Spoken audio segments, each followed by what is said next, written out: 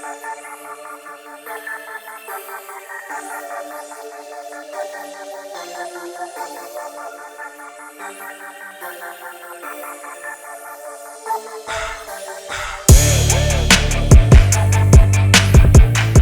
up, Panther fans? We're back to week 3 against the Houston Texans, Thursday night matchup.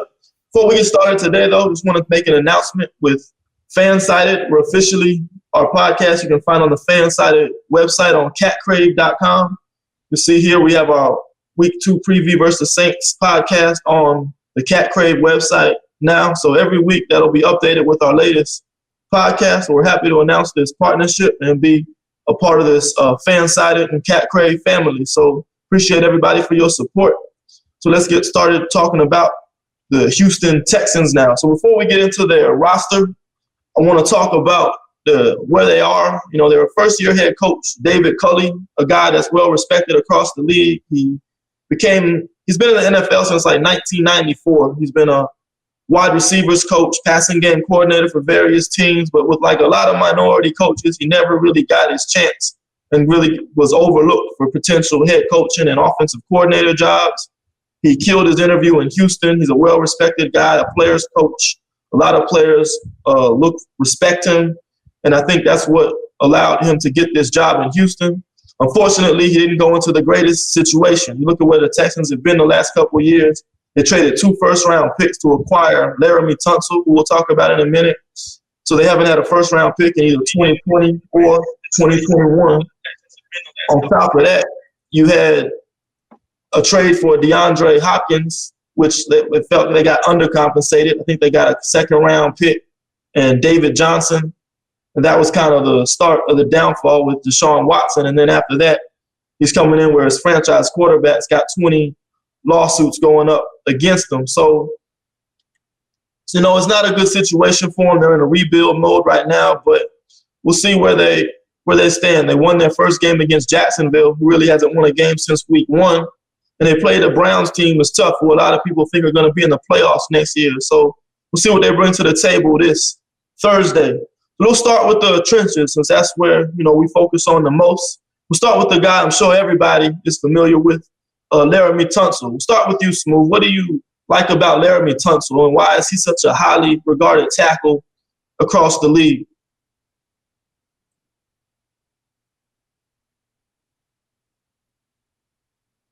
You're on mute. Mainly because of his success in college for the most part, and he has the measurables that you look for in the left tackle. When you look at his performances over the last couple of years, it's been up and down, but when he does have a good year, he has a good year. So he's more than capable of putting together a solid performance and protecting his quarterback. To give up all those picks for him, though, that's probably something I wouldn't have done, you know, but at the same time, our edge rushers are looking at a challenge where they faced Laramie Tunzel this week.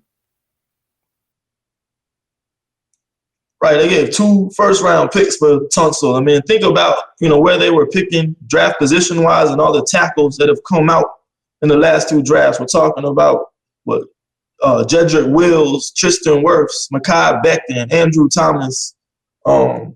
This year you got Penei Sewell and Rashawn Slater. So Tunzel's a good player, but for that kind of compensation for him, I just don't see how that's really paid off for them.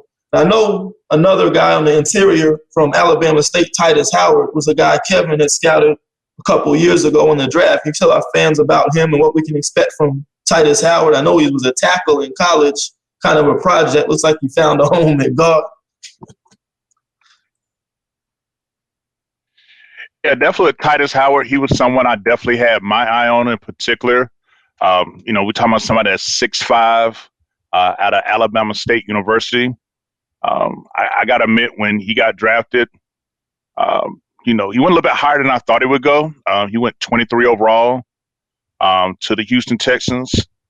And that, like I said, kind of had me in my feelings a little bit. You know, this is his 3rd year. So this was the 2019 draft, same year we drafted Brian Burns. So I was kind of hoping we could have addressed our tackle issue then with him. But hey, everything works out for a reason. But with him, one of the things I like about Titus Howard is that he has a lot of raw power. He's someone that when he plays with good leverage and when he's able to like really sink his hips and definitely be able to get his hands on you, get good hand placement, he is someone that can move you off the ball. But one of the things that also that he seems to struggle with here is that he seems to, from what I've been following him, periodically with his career, is that he kind of struggles with players that have a lot of agility movement. Like if you try to just like man up and just bull rush him, he can kind of hold his own for the most part. But if you're someone that's, throwing moves and counter moves on him, you can have some success with him. I definitely think that he's a player that, he's not trash, but he's not nothing elite either. He's, just going to his third year, like I say, learning a new position. So, a player like him going up against, when we're in our base front, our 30 front, he'll get a chance to go against Daquan Jones, who's playing zero technique over the center. When we get in our 40 fronts, he'll see Derek Brown, Morgan Fox, in our other D tackle rotations. So it's going to be a good test, on both sides. Like I said, all just depends on how you attack him. But this is a player that, definitely has some skill set, but not nothing to leave you, awake at night, worried about either. So good prospect, learn a new position. I'll definitely put the advantage at the Panthers D tackle to really be able to push this to attack him and to be able to make plays. Yeah, rounding out that interior O-line, you see Justin Britt and Max Sharpen, who was also a college tackle. So it looks like they're drafting tackles and moving them in to guard, something we often criticize our own coaching staff for doing. So to me, interior O-line of the Texans seems like the weak spot, and our D tackle should have a field day. What you think of that, Smooth? Well, yeah, I was going to say, like, if you look at this offensive line as a unit, they kind of mirror us. Like, the interior is absolutely trash. I know Kevin was a fan of the Titus Howard, but I had him in the same grouping category as I had Greg Little. I just wasn't a fan of him. But if you look at a guy like Marcus Cannon, he spent a lot of time in New England. He's probably the most solid player on the team, the most consistent. So they have pretty much above average tackle play from the right side, just like us with Taylor Moton. So I look to see if they're going to try to get the run game established. They're going to try to make it go through their crafty vet, try to run behind Cannon. But overall, tackle play is solid. Interior is absolutely disgustingly trash. I am a fan of Justin Britt. He's pretty solid every year, but a center is only so good as the guards next to him. And the two guards, they're just absolutely trash. Like the way Will feels about this game, how it's a scrimmage, how we're supposed to win, I think we should decisively win in the trenches against this football.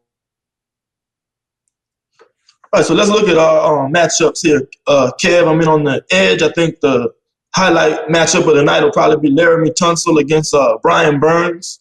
Two guys who are probably in the top 10 at their positions at this stage. You got Hassan Reddick and Marcus Cannon on the opposite side. How do you like our edge rushers match up against these offensive tackles?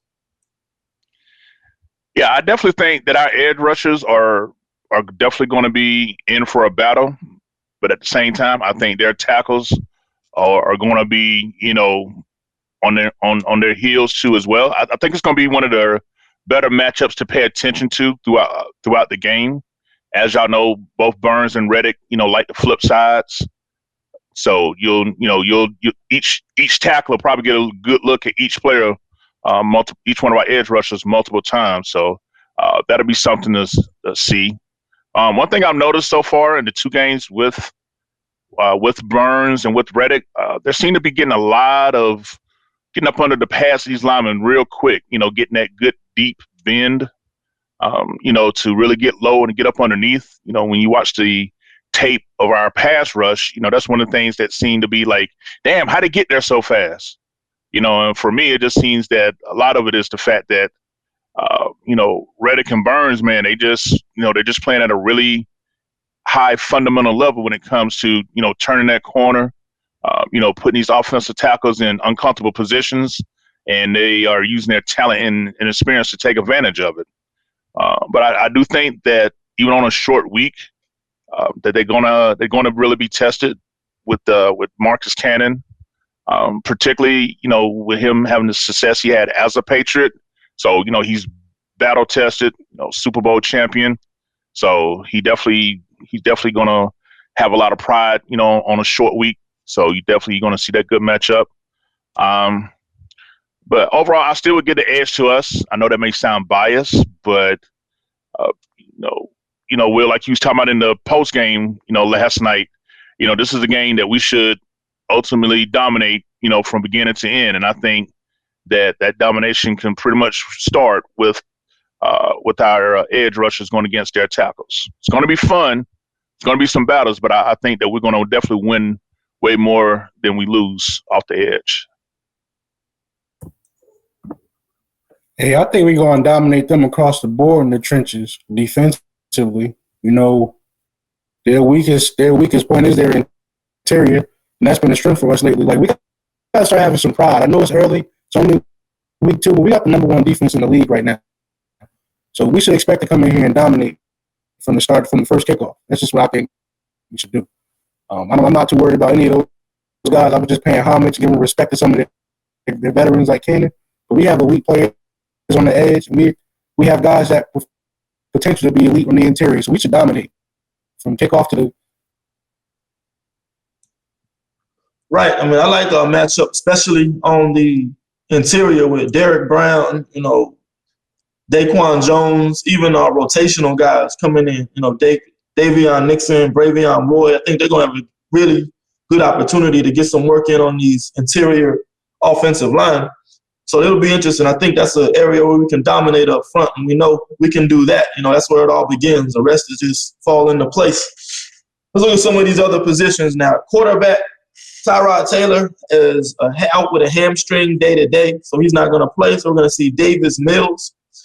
Davis Mills, think of it, I know Panther, to put it like in a Panther fan comparison, think of Garrett Gilbert and Kyle Allen. Former Panthers quarterbacks. These guys were superstars, 5-star recruits coming out of high school. They went to major, Power 5 schools, but they just never panned out in college for whatever reason. I think Kyle Allen lost his coach. Garrett Gilbert had coaching turnover at Texas. As far as Davis Mills, it was his knees. He had 3 knee surgeries throughout his time at Stanford or in high school, and then had more knee surgeries in college. So he just couldn't stay healthy. And you look at his college production, very underwhelming. I don't think he ever threw for 3,000 or 2,000 yards in any of his 3 seasons. His touchdown to interception ratio was pretty, below average for a college player. So I think he pretty much getting drafted off his high school pedigree, in a similar manner. I guess Allen and Gilbert weren't drafted, if I don't recall, but, the talent alone is probably what got him drafted, his upside. I don't think he's a guy that's ready to play this year. He kind of got rushed into playing because of the legal issues with Deshaun Watson and now the injury to Tyrod Taylor. So he's kind of been forced into the lineup to start. So I think they're going to do anything they can to take pressure off their young rookie quarterback. They're just going to try to pound the rock and try to win it in the trenches against us. In his first game, I think he completed only like 40% of his passes. It was 8 for 18. Threw an interception, did throw a touchdown and led some drives against a solid Browns defense, though. So you can't just sleep on him sleep on him like he's just a bum. I mean, he can play a little bit. He's got some talent. Not a very mobile guy, though. He misses some throws, doesn't have the strongest arm. More of a cerebral quarterback. He's going to pick his spots, make good decisions, protect the ball. So that's the kind of quarterback we're going to be seeing this week. So I'll start with you, Smooth. What are we going to have to do to shake up Davis Mills, get him off his game early this week? Well, usually when you have a young quarterback like this, you try to make the game easy for him, try to gradually bring him along. And the way you do that is having either a solid tight end or a really, really solid run game. And when you look at those names like Mark Ingram and David Johnson, at the end of the day, those 2 names alone accounted for a combined 4 Pro Bowls and 2 All-Pros. They're not bums back there. So they got 2 running backs that at one point had reputations of being 2 of the best in the game. So we definitely got to look out for that. They have talent in the backfield. Not sure about their tight end. I haven't watched much of them, but I know that's what they're going to try to do. They're going to try to get the run game established with their above-average running backs behind their below-average offensive line. We just got to stop it. So I think that should be step one, just shutting down that run game and eliminating those running backs. Now you look at that backfield. The guy we're very familiar with is Mark Ingram. You know, he was the backfield partner with Alvin Kamara. You know, Ingram's a small, stocky guy, strong runner, breaks tackles. You know, not the most shiftiest guy, but, you know, he runs with the attitude. And I think you got to game tackle and wrap up when you meet this guy. So, Kev, what are some ways you think our defense needs to do this week to contain this run game with, I mean, you got 3 1,000-yard rushes there. You got Phillip Lindsay, not a bum either. You got Mark Ingram, you got David Johnson, you got Rex Burkhead, who's more of a dual threat guy that was playing with the Patriots offense. What do you expect to see from our defense this year? Do you expect to see the same dime package we use in the Saints, or you think this is going to be a week where we'll see more of Jermaine Carter in so we can stop this run game with the Texans? Yeah, I definitely think this is a week you want to see a lot more base defense for the reasons that y'all already stated. You know, with this rookie quarterback coming in, you know, to keep things simplified, kind of a lot what we saw week one with the Jets with Zach Wilson. You know, they ran a lot of, you know, 12 personnel, 21 personnel, 2 tight ends type thing. So I definitely think we're going to see a lot more base, you know, in our, you know, to counter their personnel packaging here. So, yeah, you'll definitely see more Jermaine Carter, and we'll definitely see a lot more of those 30 fronts. But the way to attack it, you know, is just pretty much stay true to your fundamentals. You know, run gap discipline. I know it's boring. I know it's not the most appealing thing, but you know, that's the thing that I think that the first 2 games that we, for the first time in a long time, and Big Smooth, you can attest to this. You know, this, you know, Phil Snow really got our defensive line playing with some consistency with their fundamentals when it comes to, you know, look, do your job, keep your ass right here, no matter what. Very rarely have I seen, you know, our, you know, run fits all blasted up, you know, because somebody got blown off the ball or was, you know, moved out the place. You know, if it did, you know, we made up for it by making a play, but I've yet to see that really stick out to me at this vantage point. So again, with this repertoire of, you know, running backs with the proven resumes, you definitely don't want to take it for granted. You don't want to sleep on it. But they definitely got the talent to punch you in the mouth and get some momentum and kind of, you know, try to hang around longer than what we think they should. Mark Ingram, you know, with the Saints, you know, he definitely have beat us up in the past. This is definitely a game that I like to see the favor return. You know, I want to see us keep our run defense at the top. I like to think that we're going to, because of the resumes, I was going to say 50, but I'm going to say 60 yards or less total rushing. I think that with this talent, I like to see our defense as a whole hold this running back core the 6 yards and force this young rookie quarterback here to, you know, throw the ball 30 plus times in game, which would just fall right into the hands of our you know, newfound pass rush here. Hey, well, I'd like to add one little thing real quick, though. If you look at this roster on paper, if you go back 3 or 4 years, our defensive coordinator will be up all night trying to figure out how to stop this. You got, like you said, 3,000-yard backs. I don't know if y'all know this, but it don't matter who's been throwing him the ball or where he's been. Brandon Cooks has been very, very, very efficient everywhere he's been. He gets 1,000 yards every year. And it's the way he kicked this year off, he's off to the same start. He's been getting yards every game, and he scored a touchdown last week. So if you look at this team as a whole on paper, go back a couple of years, you're pretty scared. So I don't think we should prepare any differently. I know you guys were fans of Anthony Miller a few years ago. He might have an impact on the game. So I don't want to sleep on this team at all. They got some big names, and it seems like people are overlooking the Texans because these guys are a little bit older now and they've had some injuries. They're still talented. I'm looking at this roster. Skill position-wise, we still have to be disciplined and stick to our keys and shut. Yeah, you look at the wide receiver room, got a nice, diverse set of skills. You got Brandon Cooks, who's a speed guy, vertical threat. I mean, the myth is that it's all he can do. I mean, he's a complete receiver. I just think he's just been in a situation with teams where he's been a valuable trade asset. So he's kind of been shopped around and went to New England, went to LA. Now he's in Houston.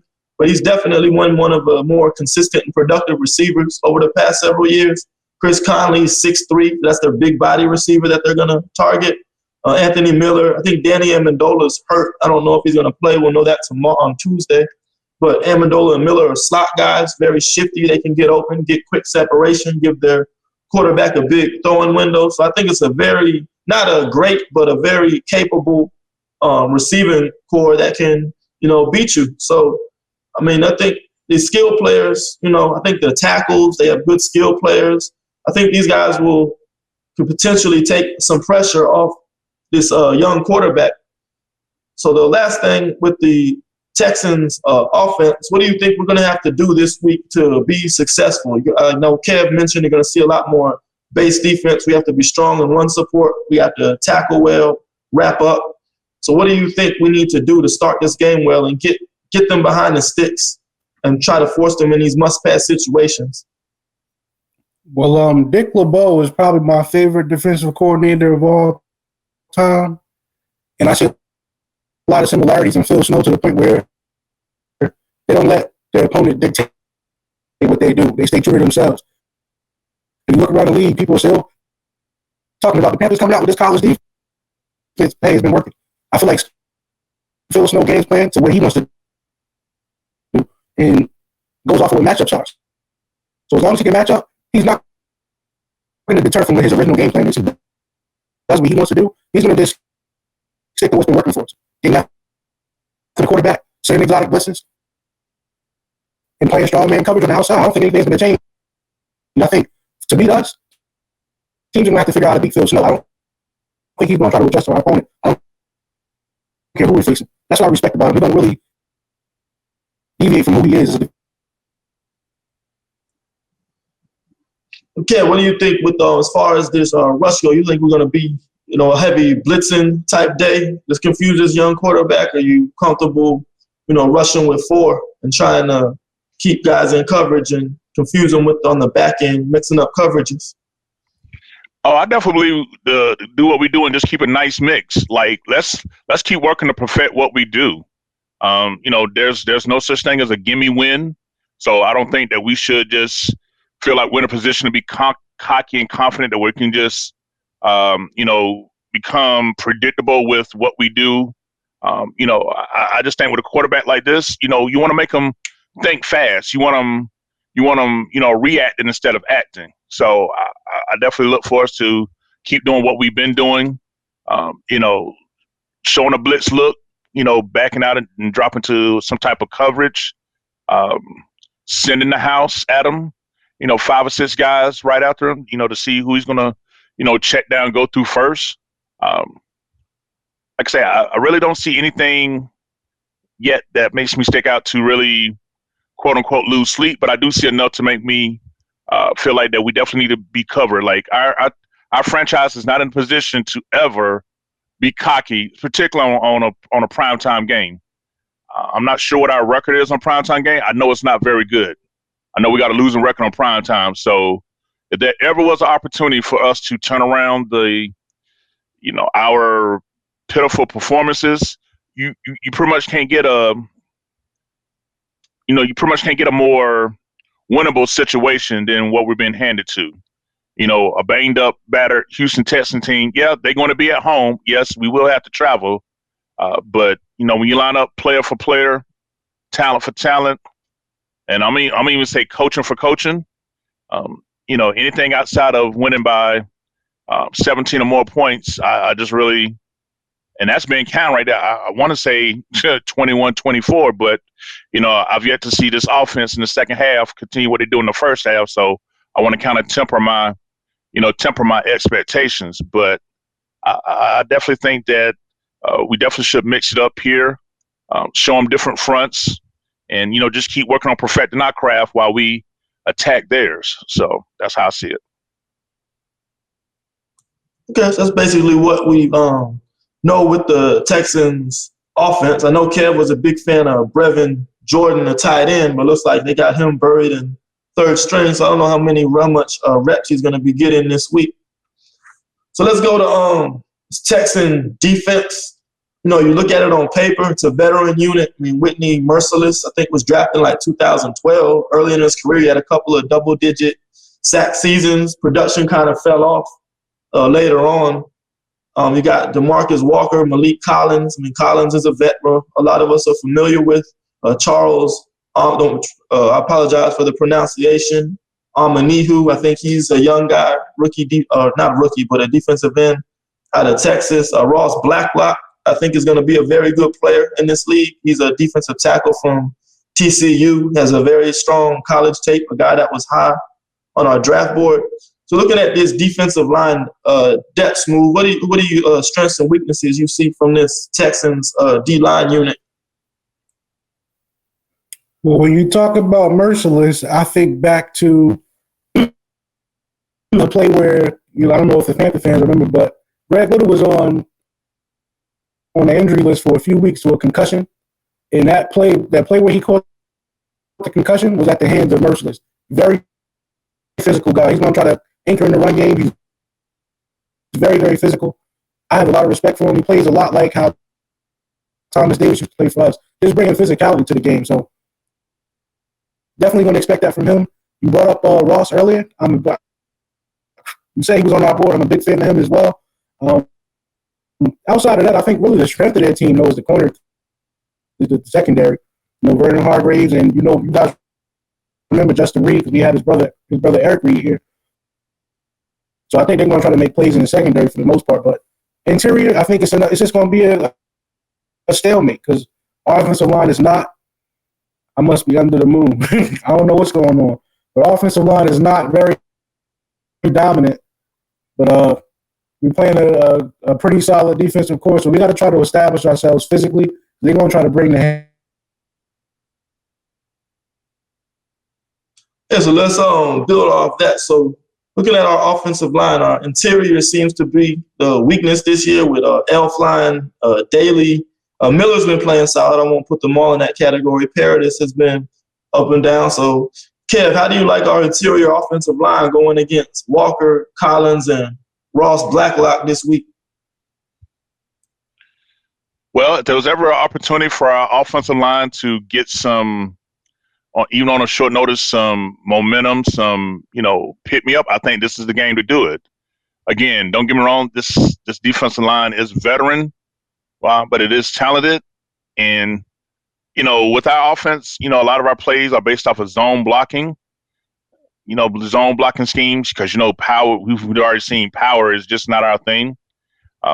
I think that is something that we could actually take advantage of with this defensive line.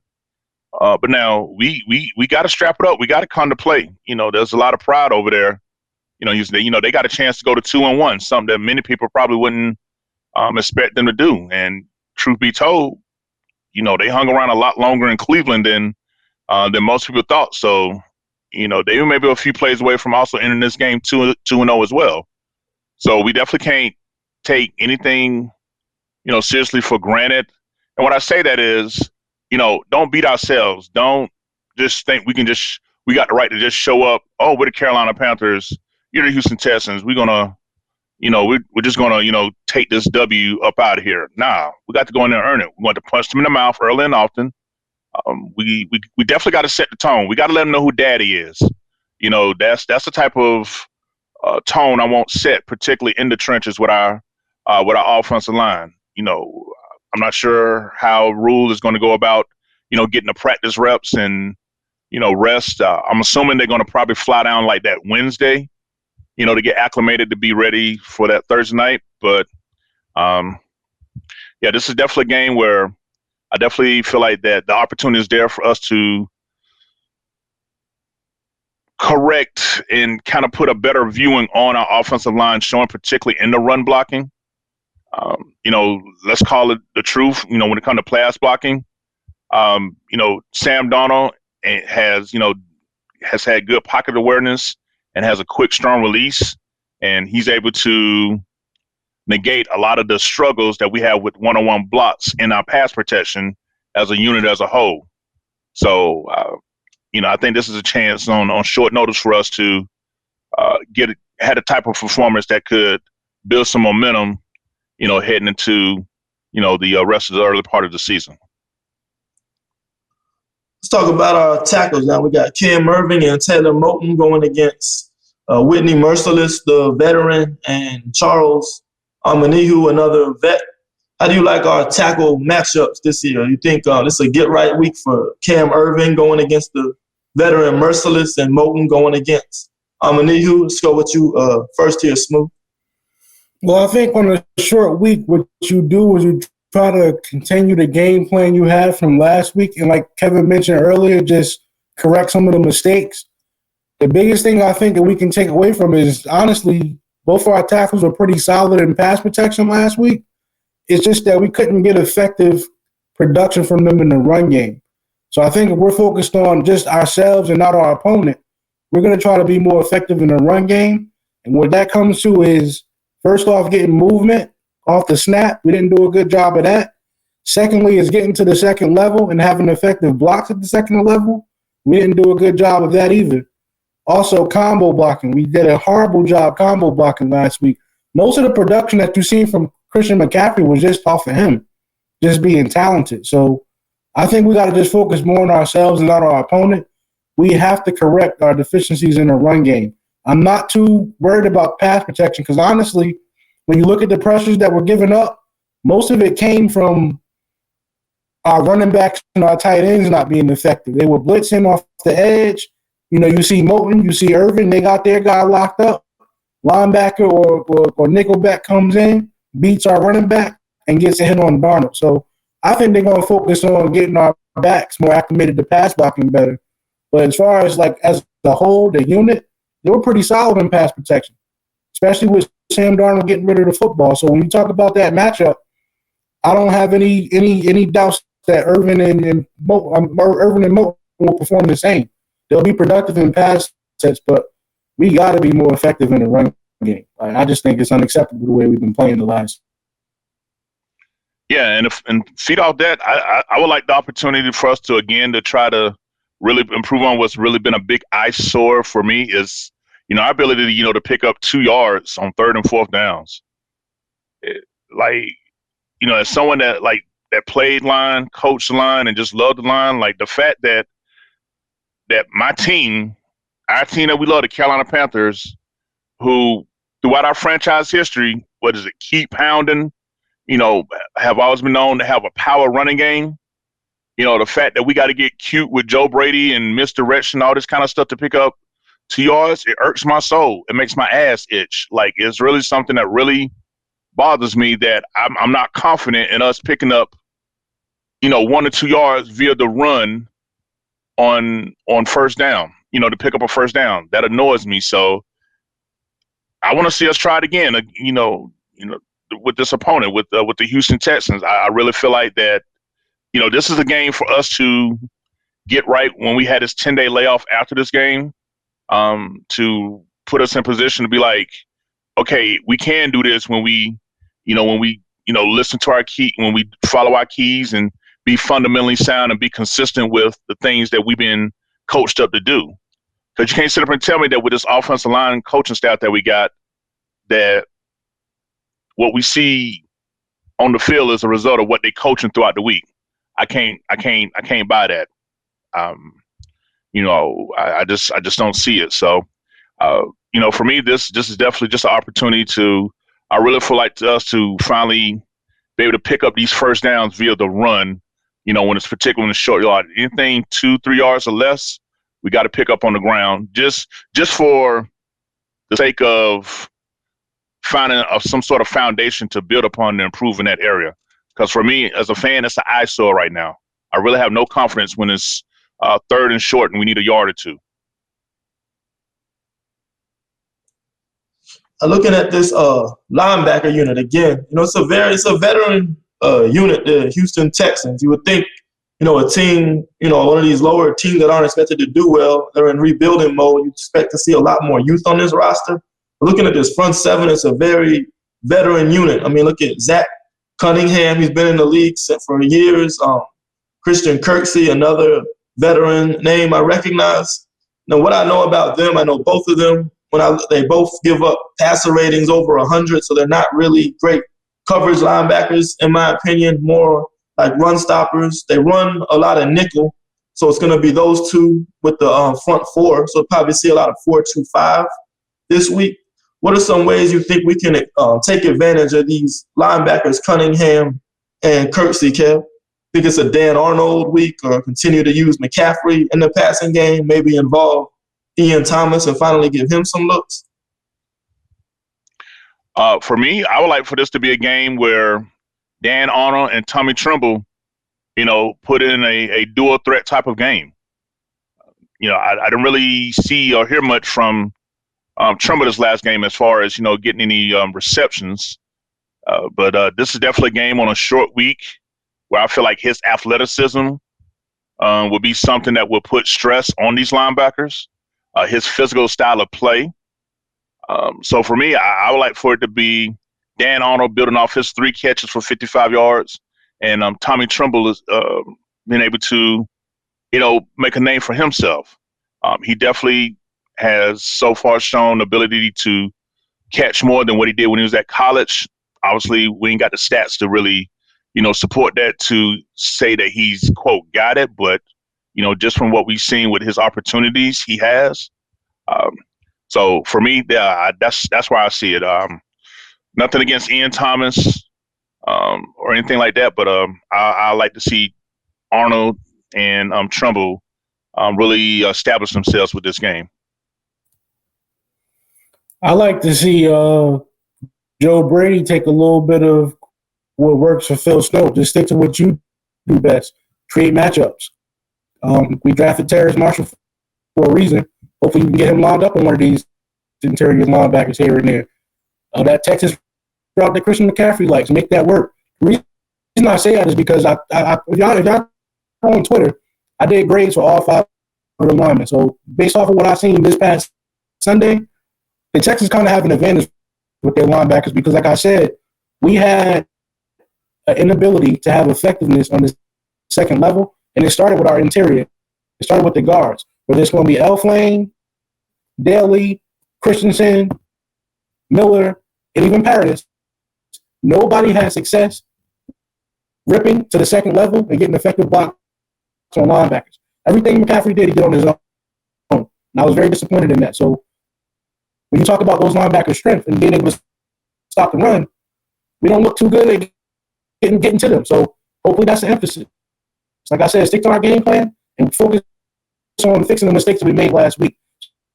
So if Joe Brady is smart, do what you do best. This might be the week to get cute and take advantage of the slot, whether it's using Terrace Marshall or putting DJ Moore, Robbie in the slot. Just try to get matchups that are favorable for you. Get our receivers on some of these linebackers.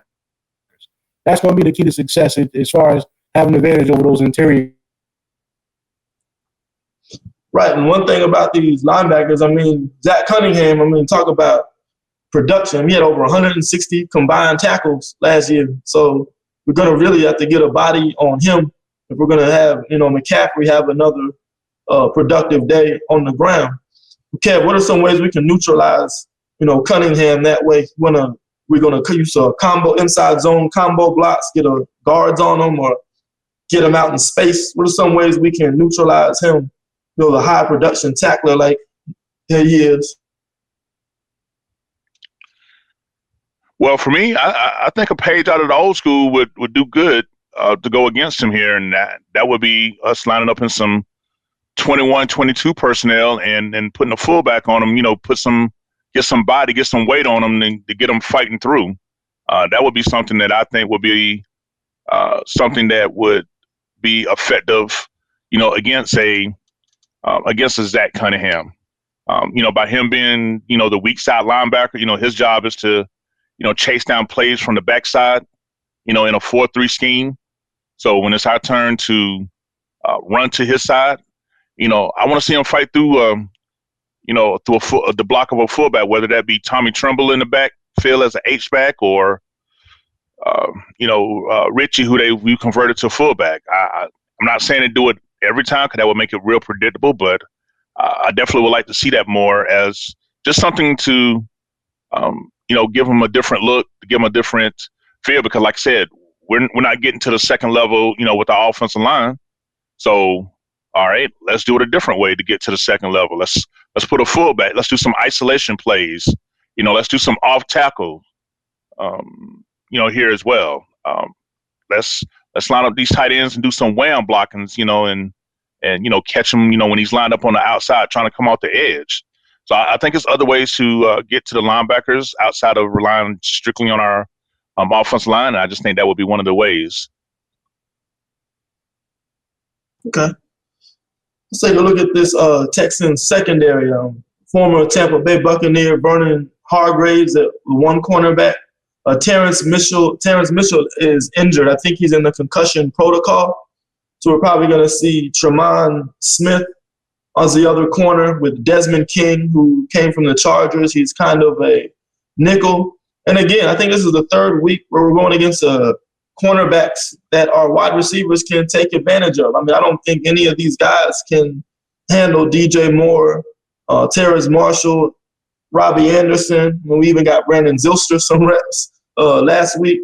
I just don't see these guys being able to handle them in man coverage. So I expect to see, considering the linebackers' weaknesses in coverage, considering their corners can't really match up against our wide receivers, maybe they're going to come out and play a lot of zone, similar to what we saw with New Orleans last week. And we saw what Joe Brady's able to do to the zone defenses when he's able to, run some play action, these route combinations. You saw those made huge throwing windows that Sam Darnold was able to find receivers, in these open areas of the zone. So, I'm going to look for a lot of that this year. I expect another productive day from Sam Darnold in the pass game. Maybe this is the week we can get McCaffrey's touches down in the 20s instead of giving them 30 touches every week and start distributing the ball a little more to these wide receivers. Now, we do have to be careful because if we're going to be passing a lot, they got a ball hawk back there by the name of Justin Reed. Reed, he's a physical player. He is on the injury report. He's questionable, but I expect him to play. But he was a prospect a lot of our fans really liked. He's the brother of Eric Reed, who was a former Panther. Justin, I think he's more athletic than his brother. He's a ball hawk, very good range. I think he's forced 3 turnovers already this year. So when you throwing those passes over the middle, you got to be aware of where he is all the time. And coverage, matchups, I don't think he's very strong. So if we can get him matched up with some of our wide receivers like a Robbie Anderson or one of Terrace Marshall, I think there's another guy we can take advantage of in coverage as well. So looking at this secondary, I think this can be a air it out type game where we can do a lot of damage, passing on this defense. But in order to do that, we're going to have to protect Sam Darnold. So I think it's going to come down to how well our offensive line can handle this pass rush of the Texans. So overall, Kev, what do you see? What's the best way to attack this Texan defense? We expect to see another balanced attack like we did against New Orleans. We just keep doing what we do. And how do we come out in the second half to maintain that same level of productivity for 4 quarters instead of seeing that drop off after halftime? Yeah, good point. So to answer your first question, how do we attack this Texans defense? For me, I think the best way to attack them is to, get them on their heels early and often. Now, I'm not sure if you've been able to pick up if they're, more of a zone team or more of a man team. Me personally, and this is just me, I haven't seen anything to validate. I think they're going to try to, roll the dice and be a little bit more blitz happy against us. Again, it's no secret that, our pass block win rate here is near the bottom of the league. So I think that we're going to definitely be tested. I don't think they're just going to sit back and rush 4 and drop 7. Like I say, the way that, Joe Brady can scheme up our receivers getting open. I think they're going to roll the dice and take some chances to see how disruptive they can get. I think that, Sam Darnold still hasn't done enough to dispel the myth that he's seeing ghosts. So I wouldn't be surprised if the Texans on a short week just come out and just try to be, blitz happy. And if that's the case, we got some opportunities to really, really take advantage of this Texans Texans defense here. As far as the second part of your question and what we got to do to come out and establish, a better second half, again, it goes back to the trenches. I would like for us to just come out there and just be able to just run the ball, just to set everything up. Like I know we keep talking about, the touches that McCaffrey get. Like, against New Orleans, he had 24 carries for 72 yards. That's 3 yards a pop. So even though we dominated the game, once again, New Orleans, they still able to put the handcuffs on McCaffrey. McCaffrey has yet to have a productive yards per carry day against him. I don't think he's even had a game where he had over 4 yards to carry against him. So I just really see this as an opportunity for us to take advantage of what I'm projecting to be a blitz happy Texans team that's at home. They're going to be playing loose. Nothing is really expected of them. So I think that we just got to be ready, have our head on a swivel, adjust to these blitzes, pick up, and blow these guys out the fucking water. Now, one thing I will mention, I know you asked about man or zone. The defensive coordinator is Lovie Smith. So, it's going to be zone. Lovie Smith was the Tampa 2 guy, and who's the Lovie Smith protege, Ron Rivera. So we're going to see probably that Ron Rivera defense, a lot of Tampa 2, a lot of 2 deep coverages, a lot of zone blitzes, dropping linemen in the coverage, all that good stuff. So I think creating mismatches against these linebackers and coverage is going to be, one way to really attack this Tampa 2. But more on Lovie Smith, though. He's been in the league for years. He's been in Chicago, won a Super Bowl in Tampa. He's coached. Where else has he been? I think he actually coached. He came back. No, he coached the Bears, I think. Yeah, Ron Rivera was his assistant coach.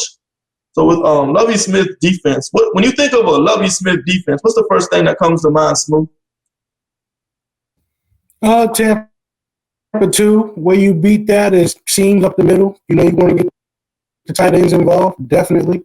You did it. You said everything that was fact. He had some success in Chicago, got that team to a Super Bowl. I don't think the Tampa Bay gave him a fair chance in Tampa when he became their head coach. So, definitely something we're familiar with. Well, I don't know about our staff, but us as fans, we're familiar with this game that we're going to be facing. And like Kevin said, honestly, what Kevin expects, I want them to do. Go ahead and blitz, because if you think about what's worked best for us is getting rid of the ball fast. And that'll give more space to our skill guys to make plays. So hopefully they do get after us a little bit, because I think if they try to sit back and just sit in that zone, Sam Darnold will pick them apart. I have a lot of faith in him, man. I don't know if people know, but I've been optimistic about Sam since we signed him. I didn't think it was the greatest decision to make, but he's shown when given the opportunity, you put some talent around him, he can make some things happen. So I'm very excited about this matchup. It's Thursday night, it's prime time.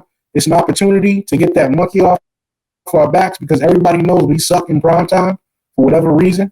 That's why I can't kind of rest on this game. I got to get things. I got to see it happen before I can get excited. But definitely we got to get this thing going as far as attack. Yeah, because didn't Lovie Smith, didn't he come from Illinois? Wasn't that where he been the last few years coaching?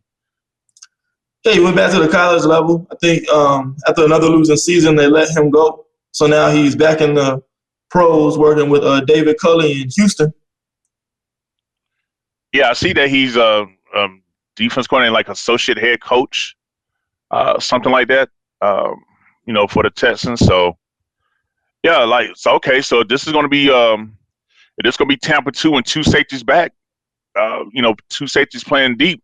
I want to see this run game, really evolve here.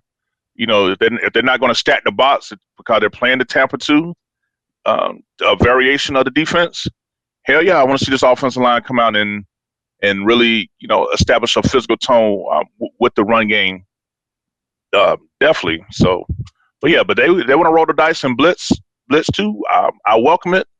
I think we're prepared to really take advantage of them if they do. But like I said, we just can't be too cocky and complacent and think that they're not able to make this game a lot more interesting than what it needs to be.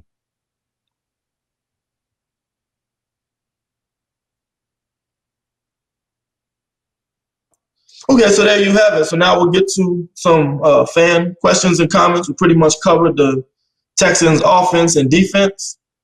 First question, Freddie, Ingram always played good against us. Do you think the game plan is going to be stop the run, play man, and zone over top? So what do you think about that question, Kevin? With Mark Ingram being more of a at this stage of a career more of a pound and a bruiser, the key is to just continue to play good, strong gap integrity, keep our linebackers free.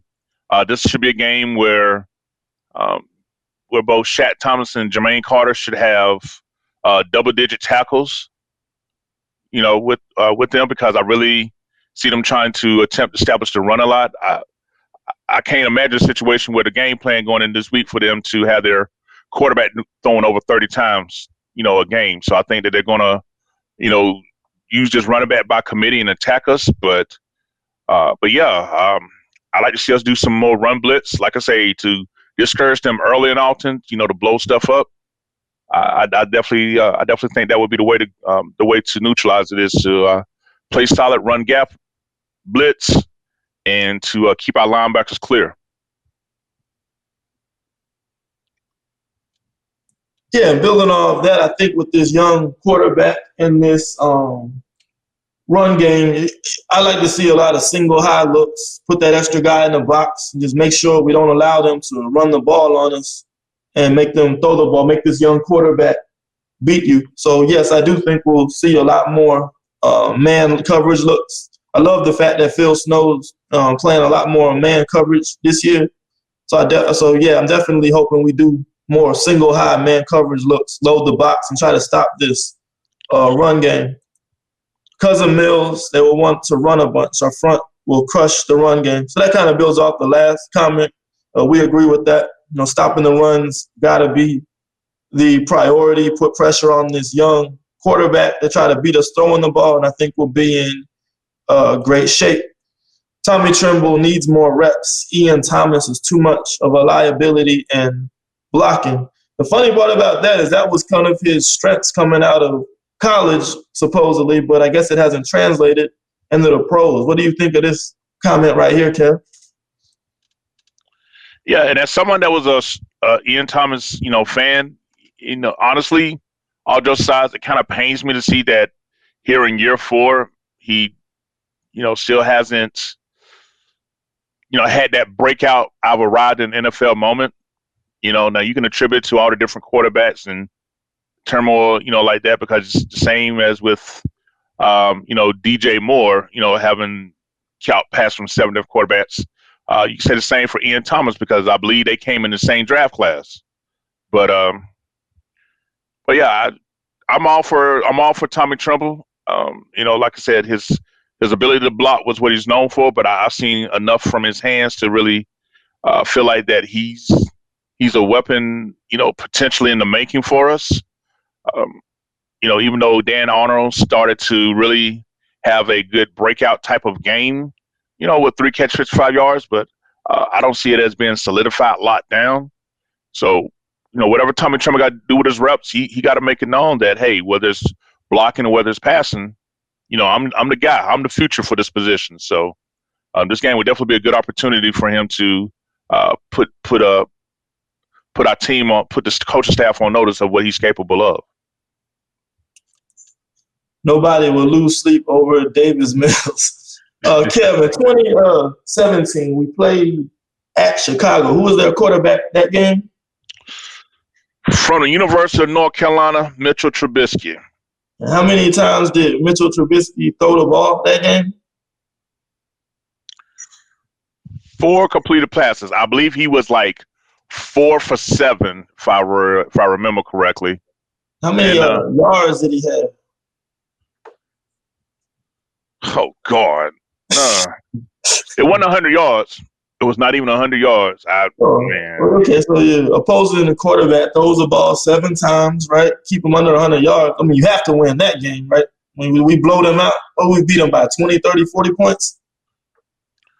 We lost 17-3, bro. There you go. We lost 17-3, October 22nd, 2017. Matter of fact, I just pulled up the numbers real quick. Mr. Trubisky, 4 for 7, so I was right, 107 yards. Let's see, that running game, 21 carries, 65 yards. But yeah, just turnovers. We had 3 turnovers that game. 2 of them were the games that gave Eddie Jackson, his NFL, boost. Because defensively, they only mustered 153 yards of offense that whole game. I mean, we had the time of possession, nearly 40 minutes to their 20. We had 20 first downs to their 5. So we dominated everywhere but what matters the most, and that's, taking care of the ball and turnovers. But yeah, we got beat by a rookie quarterback going 4 for 7 for 107 yards. That's what it comes down to with these games, man. If a team's able to run the ball, control the clock, or on defense, they're able to get some stops and make you eat up a lot of clock. You know what I mean? There's only so much time in a game to run up a score. You can find yourself in a close game heading into the fourth quarter, and now this rookie quarterback just has to make one play to beat you. I think we saw last year Brett Rippon on a Thursday night game, came out and played great and won a game for the Broncos. So, I know I made my jokes about Davis Mills. I don't expect him to come out and do much to us, but stranger things have happened. So I think we definitely have to come prepared this week to be prepared for anything, especially on a Thursday night. Thursday night football is the most unpredictable week. You'll find, teams just show up some Thursday nights and they just don't look anything like themselves, especially with our history on prime time. So we just got to come prepared and be ready for anything they throw at us. So we'll take one more comment. Let's see. See which one here. Here's a different one we haven't touched on today. I want to see Royce Freeman get some carries inside the 10-yard line. I'll speak on that first, and I'll let Kev drop his comment. To me, if we can't move people up front, I don't care if you give Craig Ironhead Hayward, R.I.P., the ball in the red zone. Because, you're not going to see a running back carry defensive tackles, move those guys, and, get those short yards, convert those 3rd and 4th and 1s. I think it's less about who's carrying the ball and more about the fact that we just can't move guys. And that's the area, the field's shortened. You can't stretch the field. You can't, test them vertically. You just got to line up, buckle your chin strap, and try to knock guys off the ball. And our offensive line just hasn't been able to do that. But as far as reps in general, what Royce Freeman and in the limited reps, granted, so I'm not going to say that they're bad at pass blocking, but in the little reps they've gotten, Chuba Hubbard and Royce Freeman, they've been liabilities in pass protection. And that's a no-no for a running back, especially if you're coming in to sub for Christian McCaffrey. So if these guys want to get more reps, it starts with pass protection. Then we can worry about getting them their touches. Now, I'll let you comment on this one here, Kev. Yeah, well, you pretty much hit the nail on the head. It's not going to matter. You could put Barry Sanders, you could put all the greats back there that you want, but at the end of the day, this is simply, physics and this right here on the inside. Because, one thing about, playing on the trenches, particularly when you get in the red zone and trying to punch it in, is nothing complicated about what needs to be done. You just got to simply line up, bust somebody in the mouth over and over until you reach the end zone. And there's nothing about any of our offensive linemen that made me think that as a unit, and I got to say that as a unit, that we're capable of doing that. Have I seen each one of our guys get a pancake block and move somebody out the way? Yes, I have. I've seen it. Have I seen it consistently as a unit? No, I have not. So in order for that play to work, all 5 guys have to be able to execute their blocks with the level that the play is intended for. And that's just something that I'm seeing a whole lot of not being done than being done.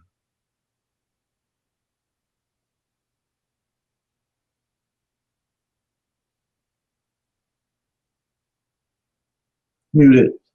Appreciate you, Bill. Yes, we do plan on doing a post game after the Texans on Thursday, so stay tuned. We'll try to follow it up quickly. I know people want to try to get to sleep, especially those that got to work Friday. But yeah, we're definitely going to be doing a post game show as we always do on Thursday. So again, we appreciate everybody who tuned in tonight, be sure to be on the lookout for the podcast. For those that missed it, we are now on Cat Crave, so you can find our podcast on the front page of Fansided, the Panthers website on Fansided. It's called catcrave.com. So be on the lookout for this week's episode breakdown of the Houston Texans. We'll try to get it to you guys by Wednesday morning. On top of that, we want to wish our guy Smooth happy birthday, early birthday. His birthday is tomorrow, so y'all make sure you show my man some love for his 22nd birthday.